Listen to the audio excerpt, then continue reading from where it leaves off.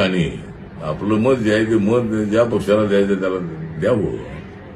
पण मतांचं जे पर्सेंटेज आहे ते पर्सेंटेज अलीकडे कमी कमी होत आहे. एक तर जो 80 ते 85-90% मतदान व्हायला हवं.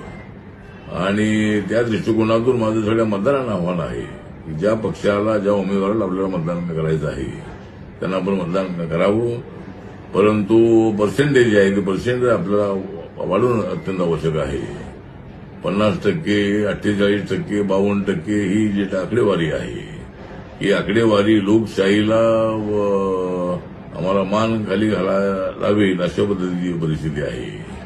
त्यामुळे एक दिवस आपल्याला मतदान करायचं आहे, कामधंदा करा, सगळं करा, पण मतदानासाठी मात्र आपण वेळ काढला पाहिजे, सुट्टी काढली पाहिजे. आणि सरकारच्या वतीने त्या दिवशी सुट्टी जाहीर करण्यात आलेली आहे. त्यामुळे प्रत्येकाने मतदानाचा हक्क बजावला पाहिजे. आणि यावेळेला 70% पेक्षा